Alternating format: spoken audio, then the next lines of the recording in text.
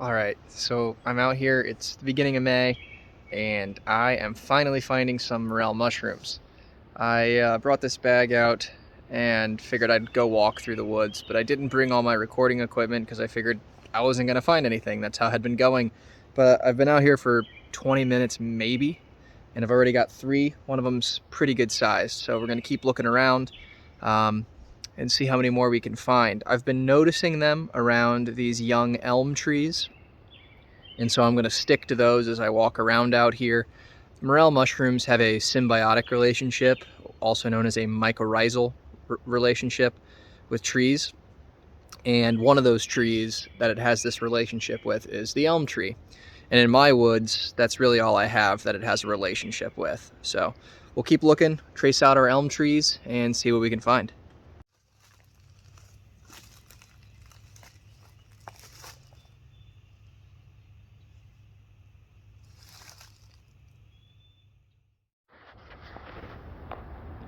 I don't know if you guys can see it or not, but there's like a indentation here where all the leaves have been pressed to the ground. Starts like right there, then comes over here. I think that's from a deer, if I had to guess. And yeah, it's not a morel, but you know, you see some neat things out here when you're walking through the woods. And I'll corroborate that deer evidence, or that deer statement, with some evidence right here.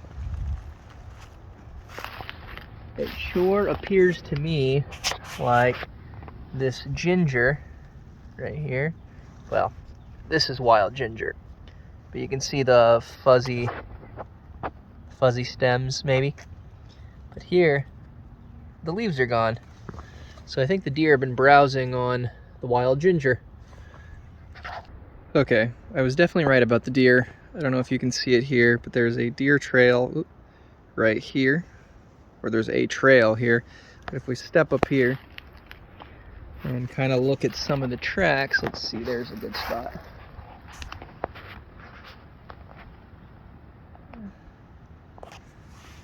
Right here. 2 deer tracks, and we're about 15 feet away from that area I was just at. While finding the deer tracks in the deer bedding area are not important to morel mushroom hunting, it does indicate that you're paying attention to the area around you. And with morel mushrooms, that's really important because the trees that you see are going to dictate where the mushrooms are going to be. And then even once you find the trees where the mushrooms could possibly be, they're going to be under dead leaves or other new plants and so forth. So you've got to have a keen eye, and I'm still developing mine, but you have to have a good eye to be able to find these mushrooms, which is why I've only found 3 so far. So hopefully we can find a few more. But you know, it's one of those, well, foraging in general is one of those hobbies where just getting outside, being in the woods, getting back to our roots, that's where most of the fun is anyway.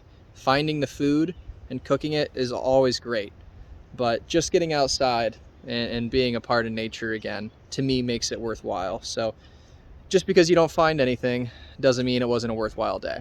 And so don't use that as a metric to determine your success or failure rate. Just get outside, and the more time you spend out there, the more rewarding it will be.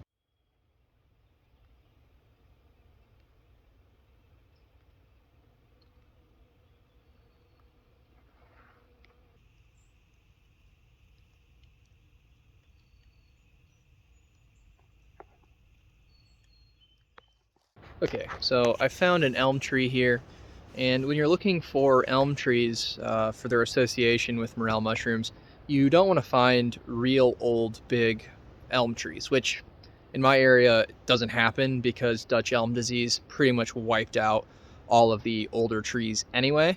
So I'll kind of show you here the size we're looking at, what the bark looks like, and hopefully we'll be able to zoom in on one of the leaves so you can see what those might look like as well. All right, this in front of us is an elm tree. This is an American elm.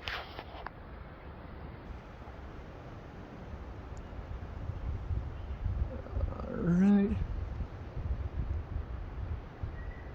You can see all the little leaves that have come out, I guess, not starting to, but have come out Let's see if we can get close enough to see one. I think you can see the leaves are oval in shape. Oops. The leaves are oval in shape with serrated edges.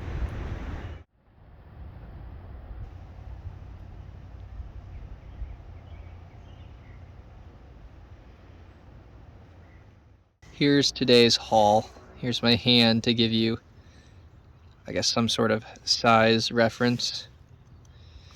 Not particularly great in terms of the amount I got. So that is enough to eat, and I will probably cook and eat them. And I'm going to do something that's pretty sacrilegious in the morel world. I like to cook them in a pasta, particularly like an Alfredo.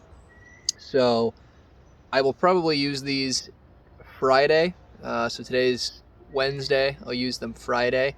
So I'll just pop them in the, well, I'll probably clean them up first, and then I'll pop them in the refrigerator until Friday. And then you guys will join me Friday to prep and cook these. So as you can see here, I didn't really spend any time cleaning these. I mean, I pulled them from the ground, threw them in my bag, which is another good thing to bring up, I guess. This is the bag that I was using. Notice all the holes. Allegedly, when you gather morels and you put them in a bag like this and you walk through the woods, it allows the spores to disperse and therefore kind of sows morel seed, if you will, for the following year or years to come. So I do it. I don't know if it actually works or not. I haven't really noticed a increase in my morel yields since I started doing it, but nevertheless, it seems like a good idea on paper. I guess I digress. So back to the morel mushrooms here. So I didn't clean them. I pull them from the ground. There's a whole debate about cutting versus pulling. The fact of the matter is, I don't think it matters at all. There's going to be instances where they're yanked out of the ground in the wild. There's going to be instances where they're kicked and broken off. And if the mushrooms hadn't learned to adapt to either scenario, they wouldn't have survived. So I don't really have a particular belief regarding that. I don't think either method is going to cause undue harm. So harvest them however you'd like. Cut them at the base, yank them from the ground, throw them in a mesh bag. Don't throw them in a mesh bag. Just don't put them in a plastic bag. That would be my only recommendation. That can cause them to prematurely rot. But anything else, paper bag, mesh bag, those are all fine. Well, that's all I have for today. I'm going to go back inside, and you guys will see me. Well, for you, it'll be a matter of seconds. For me, it'll be a couple days, and we'll prepare and cook these. I might try to go out tomorrow and find some more. I think it's possible that I'm out here a little bit early.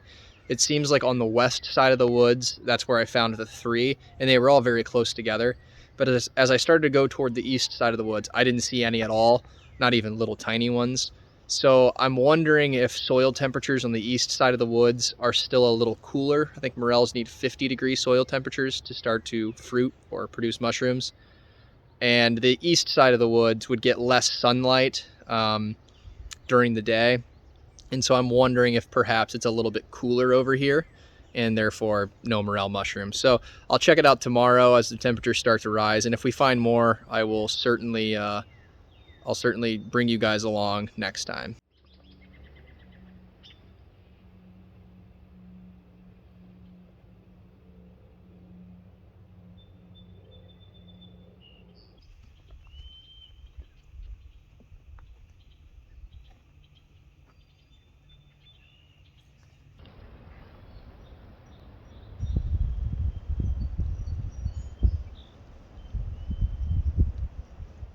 Well, I got back from work today. Today's Friday, and I figured I'd go out and look for some more mushrooms. I spent, I don't know, maybe 20 minutes outside, and it's getting just a little bit too late in the day to keep foraging. I didn't find any more morels.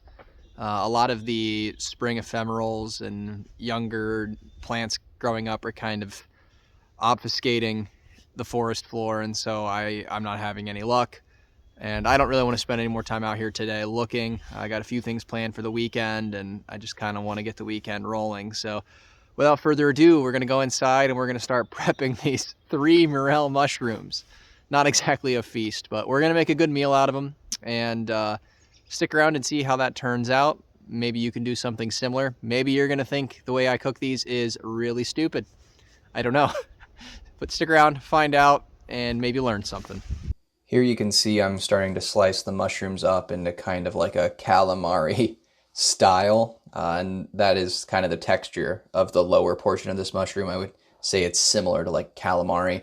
Traditionally, you slice these mushrooms lengthways so that in every bite you get a little bit of the spongy cap as well as a little bit of that tougher stem. But because I have so few of these mushrooms, I'm just slicing them to get the most out of them, and this is what I found to be the most efficient way to process these morels to eat them. You still get a bite every time, and it's about as, when you don't have very many morels, it's about as good as it gets. We're gonna add some salt to our pasta water, but we're not gonna get that pasta water going yet. I've got some seitan that I had made earlier in the week. Seitan is what some people would call wheat meat. It's traditionally like a vegan thing, and my family, we're not vegan, we're not even really vegetarian, but we don't eat a ton of meat, so we'll have a lot of these meat substitutes. You'll probably see me cook with them numerous times, but yeah, this is seitan. Kind of has a texture similar to chicken, and you can season it however you want.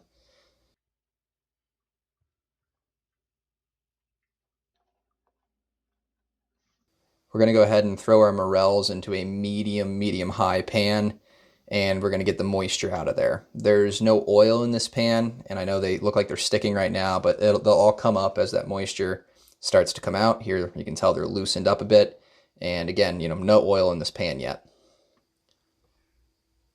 All right, there you can see the moisture bubbling off of them. That's exactly what we want to see. We want to dry these out a little bit. And then once they get dried out a bit, we'll throw in our oil. In this case, I'm going to put in some butter. We're just going to wait for that butter to melt. And then we're going to get our seitan in there pretty quickly after that. And we do that just because we want the seitan to brown up a little bit. And that, in terms of time, is going to take about the same amount of time that we would like to see the morels fry. So we'll get the morels coated in butter, and then we'll throw our seitan in right away.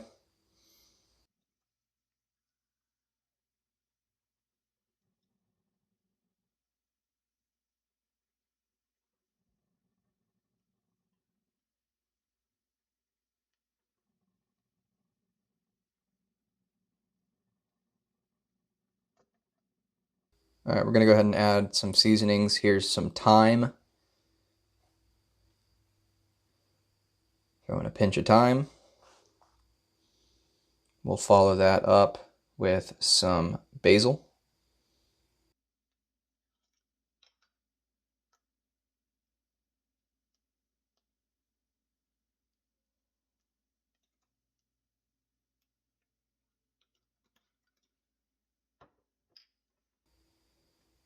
We'll give that all a stir. You can tell the butter is already starting to soak up into the mushrooms, which we dried out, and the seitan. We're going to go ahead and add heavy cream. We're just eyeballing it here, but figure whatever you add is going to be essentially how much sauce you have in total, because you're not adding much more. So kind of use that as your metric. However much pasta you plan on making, have an idea about how much sauce it's going to take to cover that pasta, and use the cream as the way to determine how much sauce you're going to make. We're going to go ahead and break open some fresh Parmesan cheese here and cut a little bit off, and we're going to throw it into a cheese grater.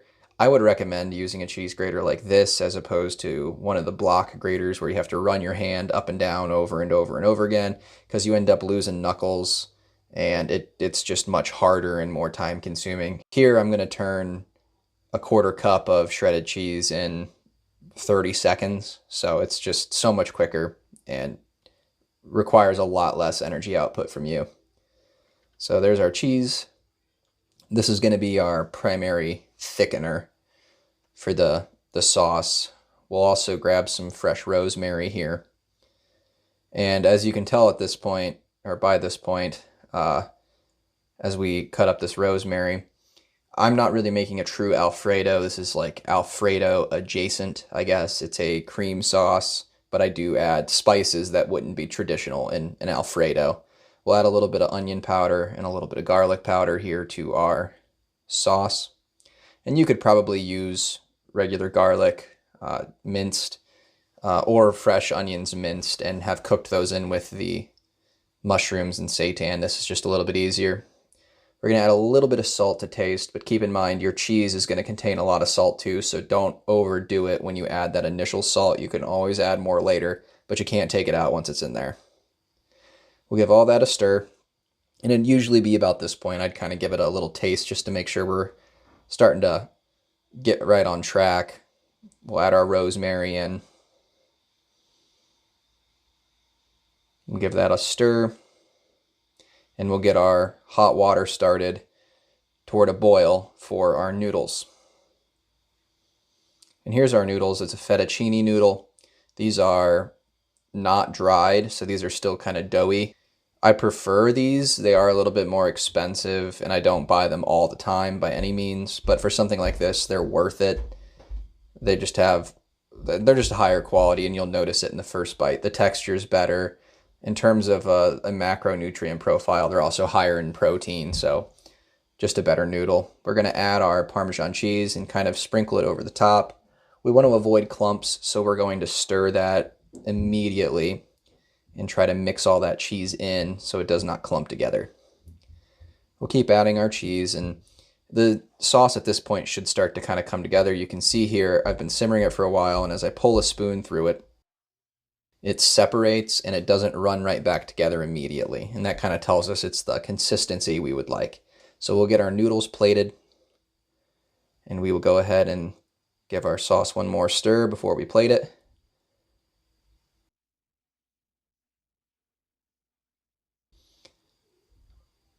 My wife was very pleased with this meal. I was also quite happy with how it turned out. Really good flavor, a little Italian side salad, a spinach salad. 10 out of 10, would make again. I should probably address the elephant in the room, which is why I didn't post the video of me preparing the sochan, daylily, and all those things. And that's basically because the quality was just not what I wanted. I posted the first video because I had to post something, otherwise I was just going to keep saying it wasn't good enough and never post anything. So I posted it. I'm not going to post the cooking video. I'm going to change the way I do these now, where instead of going through all the identification and making it a little more lengthy, a little more dense, I'm gonna focus on making it more interesting, getting out in the woods, finding some food and making it, and letting everybody see how I make some of the food, to maybe inspire you or someone you know to cook these foods in a different way, or just cook them at all. So I apologize if you were excited about that video. I hope this video was as interesting as what you hoped the other one would be. In the future, I hope they'll be more like this, or more interesting every time. So again, sorry. It's the way that it is on this one. I'm still trying to figure some things out. Hopefully I'll have a lot of these kinks worked out in the future, and we won't have these problems. Well, hey guys, thanks for sticking with me to the end of this video. I have a lot more ideas planned, and I hope the videos just get a little bit better every time. I'm working on improving the audio situation. I've got some stuff ordered to hopefully remedy those issues. I hope you've enjoyed what you've seen so far. I hope you found one way to prepare these foraged morels, and maybe even learned what they might look like if you're out in the woods yourself. Again, thanks for tuning in. I'll see you guys next time.